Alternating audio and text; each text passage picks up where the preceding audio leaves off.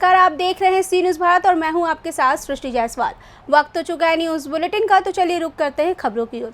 खबरों के इस बुलेटिन में सबसे पहले बात करेंगे बालूमाथ की, जहां सचिवालय घेराव कार्यक्रम को लेकर भाजपा की बैठक हुई संपन्न। आगे चर्चा करेंगे गोरखपुर की, जहां पीपीगंज में हुआ निःशुल्क चिकित्सा शिविर का आयोजन। साथ ही बात होगी इंदौर की, जहाँ महिला कांग्रेस नेत्रियों पर मामला दर्ज कराने थाने पहुंचे बीजेपी कार्यकर्ता। और भी तमाम खबरों पर आइए विस्तार से करते हैं चर्चा। बालूमाथ मंडल कार्यालय में भाजपा मंडल अध्यक्ष लक्ष्मण कुशवाहा के निर्देशानुसार सचिवालय घेराव कार्यक्रम को लेकर एक बैठक की गई, जिसमें क्षेत्र के तमाम भाजपा के समर्पित कार्यकर्ताओं को रांची चलो सचिवालय घेराव कार्यक्रम में शामिल होने के लिए कार्यक्रम की रूपरेखा तय की गई है। मौके पर ओबीसी मोर्चा जिला अध्यक्ष त्रिवेणी साहू, जिला कार्य समिति सदस्य संजय यादव, मंडल महामंत्री रामकुमार गुप्ता, विजय यादव, एसी मोर्चा जिला उपाध्यक्ष अमित कुमार, मंडल उपाध्यक्ष अशोक साहू, भाजपा जिला महामंत्री सूरज शाह आदि लोग उपस्थित रहे। बालूमाथ से सीनू संवाददाता मोहम्मद अरबाज की रिपोर्ट। नगर पंचायत पीपीगंज में स्वर्गीय कपूरा देवी व स्वर्गीय चंद्रिका लाल की स्मृति में निःशुल्क चिकित्सा शिविर का आयोजन किया गया। Aditya physiotherapy clinic doctor Ashutosh Srivastava द्वारा कमर दर्द, साइटिका, गर्दन दर्द, कंधों का दर्द, हड्डी जोड़ व नसों से संबंधित सभी बीमारियों का निःशुल्क परामर्श और साथ में निःशुल्क फिजियोथेरेपी, निःशुल्क शुगर जांच, निःशुल्क दवा भी वितरित किया गया। निःशुल्क चिकित्सा शिविर का लगभग 100 लोगों ने लाभ उठाया। डॉक्टर आशुतोष श्रीवास्तव ने कहा कि आगे भी इस तरह का आयोजन समय समय पर होता रहेगा। आशुतोष कुमार श्रीवास्तव, मैं कंसल्टेंट फिजियोथेरेपिस्ट, मास्टर डिग्री। और आज 9 अप्रैल रविवार को हमारी दादी जी और बाबा जी की स्मृति में, जिनका नाम स्वर्गीय कपूरा देवी और स्वर्गीय चंद्रिका लाल है, यहाँ पे निःशुल्क कैंप आदित्य फिजियोथेरेपी क्लिनिक पे लगाया गया है। यहाँ पे करीब 100 से अधिक मरीजों का निःशुल्क में फिजियोथेरेपी प्लस कुछ मेडिसिन और साथ ही साथ शुगर की जांच की गई है और जो भी उससे संबंधित सलाह थी वो दी गई है। तो क्या आगे भी चलता रहेगा निःशुल्क कार्यक्रम? जी हाँ, समय समय पे इसका निःशुल्क कार्यक्रम चलता रहेगा। इस तरह का ऑर्गेनाइज हम लोग करते रहते हैं। वैसे भी जो हमारे वहाँ मरीज आते हैं गरीब तबके के, उनका सहयोग हम लोग करते हैं। सलाह के लिए कोई फीस उनसे नहीं ली जाती है। फिजियोथेरेपी चार्जेस भी कम से कम कर दिया जाता है उनका, जितना हमारी तरफ से किया जा सकता है। गोरखपुर से सीनू संवाददाता योगेंद्र कुमार अग्ररी की रिपोर्ट। इंदौर में महिला कांग्रेस द्वारा राष्ट्रीय महासचिव कैलाश विजयवर्गीय का बिना अनुमति राजबाड़ा पर पुतला जलाने और उन पर अभद्र टिप्पणी करने, उन्हें गाली देने और उन्हें जिंदा जलाने की बात को लेकर भाजपा कार्यकर्ताओं ने सर्राफा थाने में महिला कांग्रेस की शहर अध्यक्ष और अन्य महिलाओं के खिलाफ मामला दर्ज कराने के लिए आवेदन दिया है। वहीं पुलिस ने आवेदन लेकर मामले की जांच शुरू कर कार्यवाही की बात कही है। राष्ट्रीय महासचिव भारतीय जनता पार्टी के आदरणीय कैलाश विजयवर्गीय जी के खिलाफ राजवाड़े चौराहे पर बगैर अनुमति राजवाड़े पर पुतला दहन का कार्यक्रम करा गया। पुतला दहन में अभद्र टिप्पणी की गई उनके खिलाफ और टिप्पणी के साथ में उन्हें टिप्पणी में गालियाँ बकी। साथ में ये भी बोला गया कि इन्हें पुतला ही जलाया जा रहा है, इनको जिंदा भी जला सकते हैं हम। इस प्रकार की टिप्पणी की गई। इसके विरोध में हम आज सराफा थाने में रिपोर्ट दर्ज कराने आए हैं। हमारा आवेदन दे करके हम हमारी रिपोर्ट दर्ज करा रहे हैं। अभी 188, 34 और 294, 506 भी इनमें इनको करना चाहिए, क्योंकि इसमें हमारा आवेदन जो हमारा जिस प्रकार से हमने दिया और जिस प्रकार से उन्होंने भाषा का प्रयोग करा गया है, उस भाषा के प्रयोग में नामजद रिपोर्ट हमने नाम दिया है, उसमें रिपोर्ट दर्ज करके उन्हें इस प्रकार साक्षी शुक्ला डागा उनके और उनके साथी महिलाओं के द्वारा। मेरा नाम दिनेश पांडे है, मैं भारतीय जनता पार्टी का कार्यकर्ता हूँ। भाजपा कार्यकर्ता दिनेश पांडे द्वारा ये एक आवेदन पत्र दिया है, जिसमें परसों 8 तारीख को राजवाड़े पर साक्षी शुक्ला डागा द्वारा माननीय कैलाश विजयवर्गीय जी का जो पुतला दहन किया था, उस संबंध में उन्होंने FIR दर्ज हेतु आवेदन पत्र दिया है, जिस पर प्रकरण पंजीबद्ध किया गया है, विवेचना की जा रही है। मांग ये की गई कि उनकी साक्षी डाका द्वारा बिना अनुमति के प्रदर्शन कर और कैलाश विजयवर्गीय जी का पुतला दहन किया है। इस संबंध में कार्रवाई की जा रही है। इंदौर से सी न्यूज संवाददाता सुरेश बैरागी की रिपोर्ट। मोहनिया शहर के चांदनी चौक पर धान लदा ट्रक का ब्रेक फेल होने से अनियंत्रित ट्रक ने बाइक, ई रिक्शा और टेम्पो में टक्कर मार दी, जिससे मौके पर ही 2 लोगों की मौत हो गई, जबकि मोहनिया अनुमंडल अस्पताल में इलाज के दौरान 2 लोगों की मौत हो गई। मोहनिया विधायक संगीता कुमारी ने कहा कि मोहनिया अनुमंडल में नो एंट्री कभी लागू हुई ही नहीं, जिसकी वजह से दिन पर दिन घटनाएं होती रहती हैं। मोहनिया विधायक संगीता कुमारी ने बताया कि जिनकी मृत्यु हुई है उन्हें मुआवजा देने की प्रक्रिया की जा रही है। जो ये दुर्घटना हुई है, बहुत ही दुखद दुर्घटना हुई है और जिसमें कैजुअलिटी हुई है, 2 लोगों की डेथ हुई है, तो बहुत ही दुखद घटना हुई है और इसके लिए हम सभी बहुत मर्माहत हैं।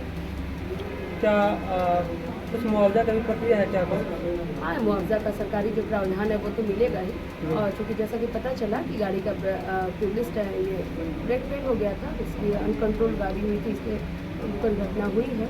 और जो सरकारी मुआवजा है वो तो प्रावधान में बॉडी पोस्टमार्टम के लिए गई है, तो पोस्टमार्टम के बाद जो भी सरकारी रूल्स में है वो होंगे। सबसे बड़ी चीज़ मोहनिया में नो एंट्री जोन लागू है। अगर ये चीज़ें पहले से व्यवस्थित की गई होती तो ये घटना नहीं होती। तो भारी वाहनों का प्रवेश इसकी वजह से जाम भी लगता है और ये पहली बार नहीं है, ये कल तीसरी या चौथी बार है जो बड़ी घटना हुई है। हालांकि इससे पहले भी ब्रेक फेल हुआ है, लेकिन छोटी घटना होकर के बात टल गई है। ये नो एंट्री कब से यहाँ पर फाइनल हो पाएगा?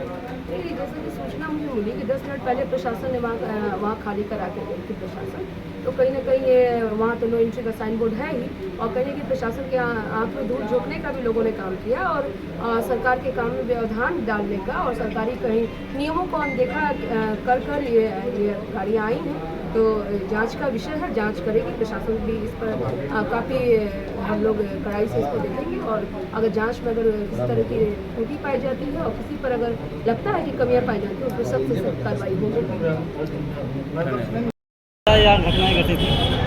आज एक बेटे को धान लगा हुआ आ रहा था गोवा की तरफ से, और उसमें ओवरलोड था जिसमें बहुत रॉन्ग पे चला गया, जिसमें स्पॉट डेड 1 लड़की है, 1 लड़का, जेंट्स और 6 लोग घायल हैं पूरी तरह हो जाएगा ना, जो 3 लोग बनारस गए हैं और 3 लोग रेफर सदर अस्पताल भगवान।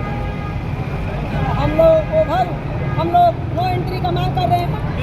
मैडम पहले से भी तो नो एंट्री का लागू था? लागू अभी हम एडीएम साहब से पूछे तो बोले कि 2 साल से ही लागू है, 2 साल से लागू है, लेकिन यहाँ लागू है लेकिन पालन नहीं हो रहा। इसमें किसकी लापरवाही है मैडम? किसकी लापरवाही है? अब इसमें किसकी लापरवाही है? ऐसी बड़ी घटना हुई तो एडीएम कोई नहीं आया यहाँ पे अभी। इतना बड़ी घटना हो गया, न एडीओ है न डीएम है, न जिला से कोई अधिकारी आया। आप जैसी महिला है, आप महिला है, आप जैसी महिला है, मांग क्या है? मांग है वो तो आपको नो एंट्री कर दिया जाए, 8 बजे के बाद बड़ी वाहन न जाए, इन लोगों को मुआवजा भी दिया जाए। एडीएम साहब बोल रहे हैं कि लागू हो गया है, आपकी कोई बात नहीं। कैमूर से सीनू संवाददाता संदीप कुमार की रिपोर्ट।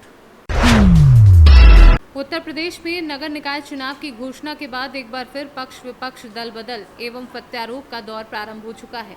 बता दें कि महाराजगंज जनपद के नौतनवा नगर पालिका अध्यक्ष पद के दावेदार प्रिंस सिंह राठौर पूर्व विधायक अमन मणि त्रिपाठी के चहेते के रूप में जाने जाते थे, लेकिन रविवार को कार्यकर्ता बैठक के दौरान पूर्व विधायक अमन मणि त्रिपाठी ने ब्रजेश मणि त्रिपाठी को अपना कैंडिडेट घोषित कर दिया है, जिसके बाद नौतनवा के राजनेताओं सहित वोटरों में भी चर्चा का विषय बना हुआ है। और वहीं दूसरी तरफ विकास दुबे ने अमन मणि त्रिपाठी से नज़दीकियों को पूर्ण रूप से खत्म करते हुए विरोध में खड़े होने का ऐलान किया है। आइए दिखाते हैं क्या कहते हैं आनंद कुमार उर्फ विकास दुबे। जी देखिए, निकाय चुनाव को लेकर के हमारी और पूर्व मंत्री अमन मणि त्रिपाठी जी की वार्तालाप हुई थी और हमने एक प्रस्ताव रखा था जिस पे उन्होंने मुहर लगाया था, और कल अचानक से वो अपने जो किए हुए वादे से मुकर गए। इसको लेकर के पूरा मैंने प्रेस कॉन्फ्रेंस बुलाया है, और ये था मेरा और उनके पिताजी का बहुत पुराना, करीब 45 साल पुराना संबंध है, और आज तक मेरे पिताजी ने निश्चल और निस्वार्थ उनका साथ दिया, कभी भी उनसे कोई उम्मीद नहीं की। इस उम्र के इस पड़ाव पे आके उन्होंने उनसे एक डिमांड की, एक उम्मीद की, एक उभरते हुए लड़के के लिए, एक नौजवान लड़के के लिए उन्होंने टिकट मांगा, जिस पे उन्होंने मुहर लगाई कि नहीं दुबे जी, आप कह रहे हैं, आप जो कहेंगे वही होगा, मेरी और आप में कोई डिफरेंस नहीं है और आपकी बात पत्थर की लकीर है।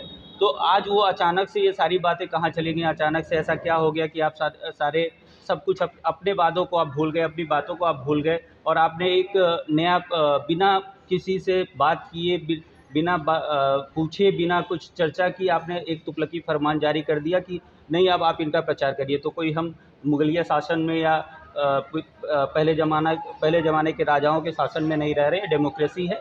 और आपने जो जिस तरह से मेरे पिताजी के मान सम्मान को ठेस पहुंचाया है, इसका हम विरोध करते हैं और ये विरोध इस निकाय चुनाव तक ही नहीं सीमित रहेगी। ये विरोध अब आगे 2024-2027 चुनाव में भी आपको देखने को मिलेगा।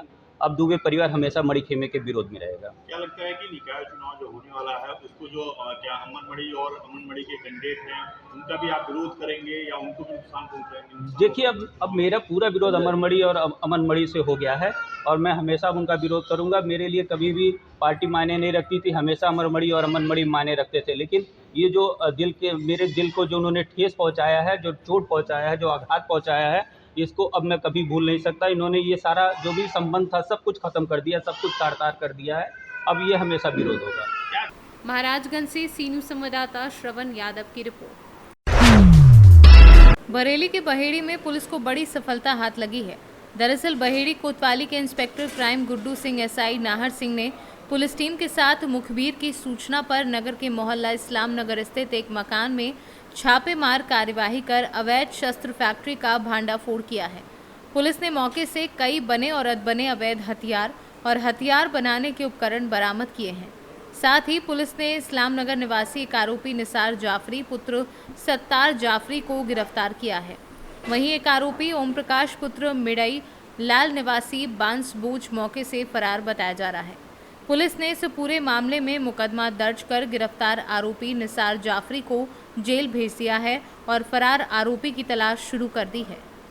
बरेली से सीनू संवाददाता अब्दुल वाजिद की रिपोर्ट। बीरनपुर गांव से इस वक्त की बड़ी खबर सामने आई है। ग्राम बीरनपुर में हालात बेकाबू हैं। सांप्रदायिक विवाद में युवक की मौत के विरोध में प्रदर्शनकारियों ने जमकर उत्पात मचाया है। उपद्रवियों ने एक घर को आग के हवाले कर दिया है। घर में भीषण आग लग गई है। साथ ही जोरदार ब्लास्ट से इलाका दहल चुका है। इस दौरान आईजी आनंद छाबड़ा कमान ने कमान संभाली है और उपद्रवियों को खदेड़ा है। आईजी के नेतृत्व में पहुंची पुलिस टीम ने उपद्रवियों को भगाया। वहीं घर में रखे गैस सिलेंडर भी फट गए हैं। वहीं पुलिस की मौजूदगी में फायर ब्रिगेड की मदद से आग को बुझाने में सफलता मिली है। दरअसल बेमेतरा जिले के साजा थाना क्षेत्र के बीरनपुर में हुए सांप्रदायिक विवाद में युवक की मौत के विरोध में ये सब कुछ हो रहा है। बेमेतरा से सीनू संवाददाता संजू जैन की रिपोर्ट। निकाय चुनाव की घोषणा होने के बाद शांतिपूर्ण व निष्पक्ष चुनाव कराने को पुलिस व प्रशासन ने कमर कस ली है। जिले की 1 नगर पालिका परिषद व 18 नगर पंचायतों में चुनाव कराने की तैयारियों की बाबत जिला अधिकारी व पुलिस अधीक्षक ने संयुक्त प्रेस वार्ता में जानकारी साझा की है। इस बाबत डीएम डॉक्टर नितिन बंसल और साथ ही एसपी सतपाल अंतिल ने क्या कुछ जानकारी दी है, आइए आपको सुनवाते हैं उन्हीं की जुबानी। सर, निकाय चुनाव को लेकर के कानून व्यवस्था क्या तैयारी है? देखिए, मॉडल कोड ऑफ कंडक्ट के इन्फोर्स होने से लेके और लास्ट में चुनाव के परिणाम तक लगातार पुलिस के द्वारा प्रभावी कार्रवाई की जाएगी और इसमें सभी अधिकारियों और कर्मचारियों को इसमें दिशा निर्देश निर्गत कर दिए गए हैं। जिले को 21 जोन और 42 सेक्टर में विभाजित किया गया है। इसमें 220 जो मतदान केंद्र हैं, हर केंद्र पर एक प्रभारी नियुक्त किया गया है, जिसके द्वारा विभिन्न प्रकार की रेलेवेंट सूचनाएं भी एकत्रित की जाएगी। प्रभावी प्रिवेंटिव कार्रवाई पुलिस के द्वारा की जाएगी और प्रॉपर डिप्लॉयमेंट के साथ में एक टीम के रूप में काम करते हुए सकुशल, निष्पक्ष और शांतिपूर्वक ढंग से चुनाव संपन्न कराया जाएगा। या बाहर से फोर्स मंगाई? बिल्कुल, इसमें बाहर से पैरामिलिट्री भी आएगी और इसमें सिविल पुलिस के साथ साथ में पीएससी का भी डिप्लॉयमेंट लगा रहेगा। सर, निकाय चुनाव घोषित हो गया है, किस तरह की तैयारियां हैं? देखिए, नगर निकाय चुनाव की घोषणा हो चुकी है और कल दिनांक 11 तारीख से हमारे आरओ जो हैं अधिसूचना निर्गत करते हुए नाम निर्देशन पत्र लेना शुरू करेंगे। ये 17 तारीख तक चलेगा। मतदान जो है वो 4 मई 2023 को संपन्न होगा, जो सुबह 7 बजे से लेकर शाम के 6 बजे तक चलेगा। और मतगणना जो है वो 13 मई को सुबह 8 बजे से मतगणना समाप्त होने तक चलेगी। कितने सेक्टर और कितने जोन में बांटा गया है? देखिए, पूरे हमारे जो 19 नगर निकाय हैं उसको 42 सेक्टर और 21 जोन में बांटा गया है और इसमें तकरीबन 4,57,000 मतदाता जो हैं अपने मताधिकार का प्रयोग करेंगे। सर, क्या उपद्रवियों को गोली मारने का आदेश रहेगा? देखिए, शांतिपूर्ण चुनाव कराने के लिए हम प्रतिबद्ध हैं। इसके लिए हर तरीके की हमारी तैयारी रहेगी। जिस भी तरीके की निरोधात्मक कार्रवाई करनी पड़ेगी उसके लिए हम करेंगे। धारा 144 लगाया गया है, जो भी उसका उल्लंघन करेगा उसके विरुद्ध विधि अनुसार कार्रवाई की जाएगी। प्रतापगढ़ से सी न्यूज़ संवाददाता रोहित जायसवाल की रिपोर्ट। मध्य प्रदेश के पूर्व मुख्यमंत्री दिग्विजय सिंह विदिशा के शमशाद महानीम चौराहे पहुंचे और पत्रकारों से कई मुद्दों पर चर्चा की। सरकार की लाडली बहना योजना को भी दिग्विजय ने चुनावी स्टंट करार दिया और कहा कि 18 साल से भाजपा बहना को भूल गई थी, अब चुनाव के समय बहना याद आ गई है। दरअसल दिग्विजय सिंह महानीम चौराहे स्थित एक निजी गार्डन पहुंचे। वहां पर आयोजित मंडलम व सेक्टर स्तर पर पार्टी में काम करने वाले कार्यकर्ताओं से उन्होंने 1-to-1 बात की और 2023 में कांग्रेस की जीत सुनिश्चित करने के लिए कार्यकर्ताओं में ऊर्जा भरी। लगातार 3 बार से हार रही विधानसभाओं का दौरा कर पूर्व मुख्यमंत्री कार्यकर्ताओं से फीडबैक ले रहे हैं। बड़ी संख्या में कांग्रेस नेता कार्यकर्ता इस मौके पर मौजूद रहे। उसी संबंध में आज हमारे नेता माननीय राजा दिग्विजय सिंह जी हमारे कार्यकर्ताओं को यहाँ मिलने भी आए थे और उनका एक ही उद्देश्य था कि आगामी चुनाव में हम सब कार्यकर्ता एकजुट होकर मिलकर पार्टी को जिताएं और मध्य प्रदेश में माननीय कमलनाथ जी के नेतृत्व में सरकार बनाएं। उसी तारतम्य में यहाँ पर आज मंडल सेक्टर की मीटिंग रखी गई। इसके बाद हमारे सभी कार्यकर्ता बंधुओं के साथ उन्होंने संवाद किया और ये निर्णय भी किया कि कांग्रेस एकजुट है और सब मिलकर अगर चुनाव लड़ेंगे तो कोई भी ऐसी शख्सियत नहीं है जो शमशाबाद विधानसभा में कांग्रेस को हरा दे। आज हमारे मध्य प्रदेश के पूर्व मुख्यमंत्री, राज्यसभा सांसद, परम सम्मानीय राजा साहब दिग्विजय सिंह जी आए हुए, जो हमारे पार्टी के संगठन की बैठक ले रहे हैं, मंडलम सेक्टर बूथ लेवल कार्यकर्ताओं की। और ये सारा जो हमारा कार्यक्रम चल रहा है ये विधानसभा चुनाव को लेकर चल रहा है। एक पार्टी के मंडलम सेक्टर बूथ लेवल कार्यकर्ता से माननीय राजा साहब चर्चा कर रहे हैं और पार्टी को मजबूत कैसे करना है। पुराने अनुभवी नेता है, वो सब अपने अपने कार्यकर्ताओं में किसी प्रकार के कोई यदि मतभेद भी हैं तो उनको ही वो खत्म करने के लिए आए। आज दिग्विजय है कि हमारी सरकार बनी तो हम 1500 देंगे, तो इस योजना का 2023 में क्या इफेक्ट होगा? भाजपा की सरकार 2003 में आई और ये 2023 है। अगर वो 15 महीने छोड़ दें जहां कांग्रेस सरकार रही तो 18.5 साल में बहना की याद नहीं आई शिवराज सिंह जी को। ये केवल चुनावी स्टंट है और अभी तो फॉर्म भरे जा रहे हैं, लोगों के हाथ पांव जोड़ रहे हैं, घुटने टेक कर प्रार्थना हो रही है बहना हमें दे दो, लेकिन बहना के पति जीजा जी के घर की तलाशी ली जा रही है, बिजली के बिल में उनके कुर्की चल रही है। ये केवल वादे हैं। इन्होंने कितने वादे किए हैं? कर्जा माफ हो जाएगा, ये हो जाएगा, वो जाएगा, कौन सा किया है? एक भी वादा इन्होंने पूरा नहीं किया और ये बहना की याद 18.5 साल बाद आई है। ये इस बात से साबित होता है कि इनका कोई लेना देना नहीं, केवल चुनावी स्टंट है। के निर्देशन में मैं हर विधानसभा सीट में सेक्टर मंडल के गठन की चर्चा कर रहा हूं। उन लोगों से बातचीत कर रहे हैं, उनको अपनी बात कहने का मौका दे रहे हैं। जितने भी हमारे कांग्रेस के सदस्य हैं उस विधानसभा क्षेत्र के, उन विधानसभा क्षेत्र के लोगों से हम लोग राय मशवरा ले रहे हैं और उनकी बात सुन रहे हैं। ये पूरी तरीके से हमारी तैयारी के लिए, होने वाले चुनाव की तैयारी के लिए हमारा ये प्रयास है और इसमें कैसे हम लोगों के इस क्षेत्र से कांग्रेस पार्टी जीते उस पर हम राय मशवरा करेंगे। ये एक दूसरे की आलोचना, पार्टी के अंदर की आलोचना के लिए ये मीटिंग नहीं है, लेकिन कैसे हम लोग भाजपा को हरा सके और भाजपा की जो कारगुजारियां रही हैं और यहाँ के क्षेत्रीय विधायक जी ने किस तरह से यहाँ को लूटा है जनता को, और सरकार किस तरह से लूट रही है, उस पर हम लोग चर्चा करेंगे।